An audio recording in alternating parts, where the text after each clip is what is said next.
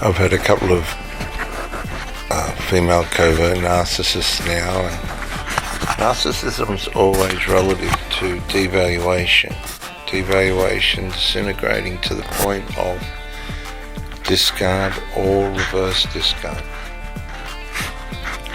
They can drive you to the point where you just don't want to see them anymore.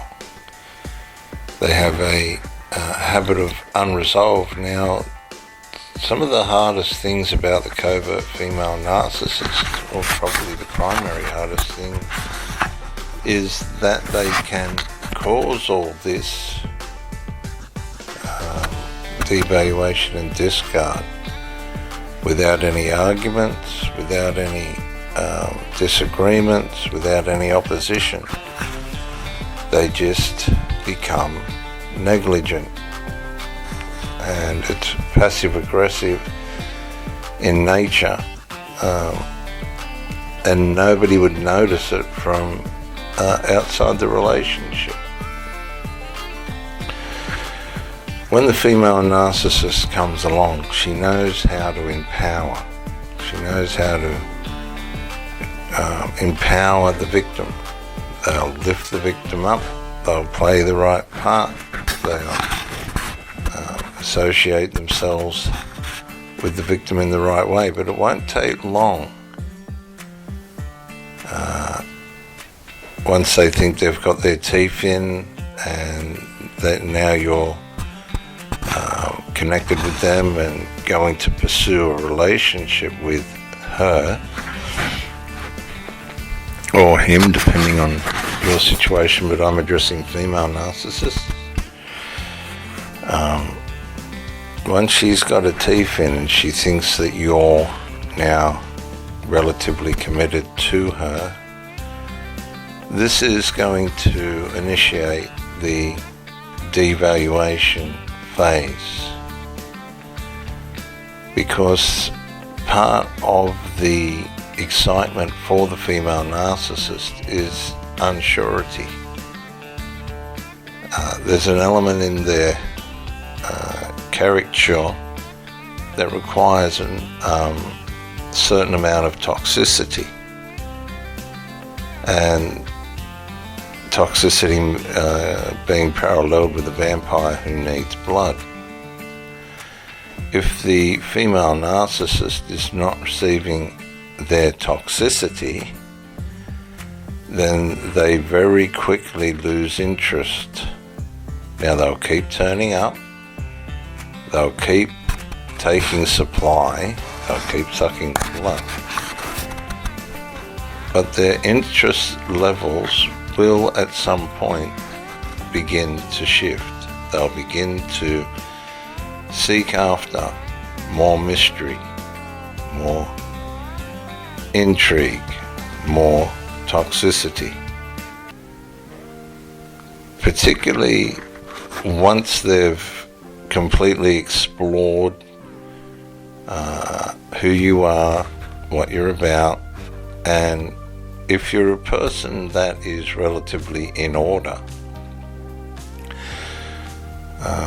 they'll use that initially as a source of empowerment, but they'll soon become bored with that, because a lot of these people are used to being, in some degree, left wondering, unsure about what's going to happen next, and that becomes something that they begin to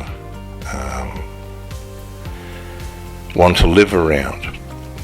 The toxicity of unsurety, all the things that you don't want in a relationship. At first they'll say, oh yes, I want peace, I want, stability, I want safety.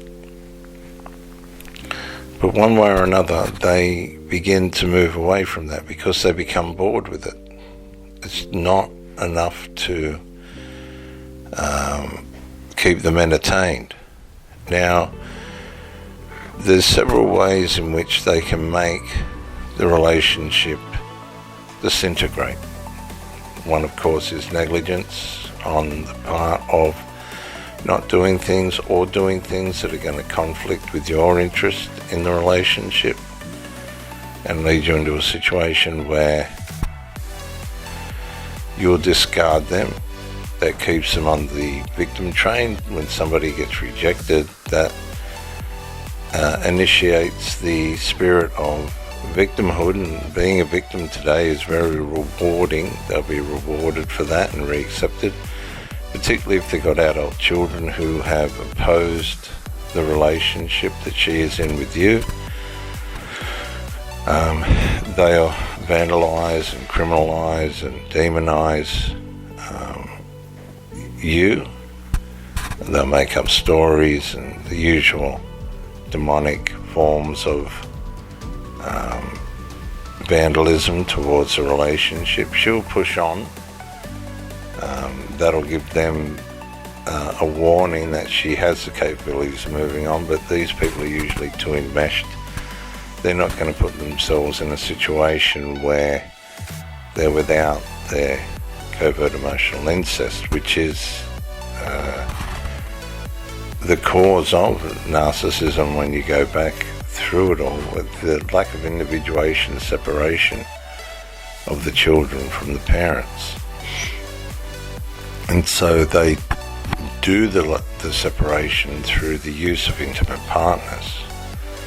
But it's a process that's never completed, because it has to be completed with the parent, not with intimate partners. And of course this leaves a trail of destruction behind the covert narcissist, who continues to lose interest in the partners that they are involved with or select.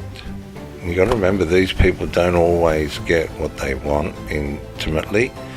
They don't always get the partner that they choose, but they will accept low-hanging fruit. That means people that are not what they are truly looking for. They will accept these people.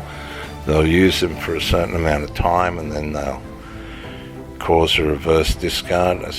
They'll just work on this person until the person just couldn't be bothered with them anymore. They're very skilled at being able to come into a situation, run it through its courses. Even if they're not happy, they'll continue on,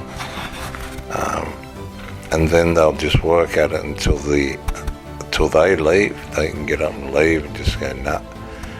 Or if they if they have to return to the family after what seemed to be a betrayal because of the pursuit of a relationship with somebody outside the tribe, if they get discarded, they can return to the family as a victim, and the bloodline will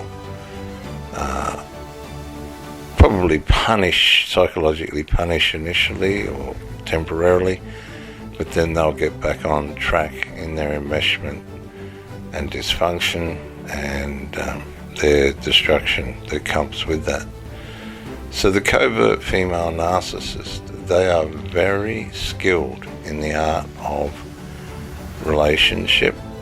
They will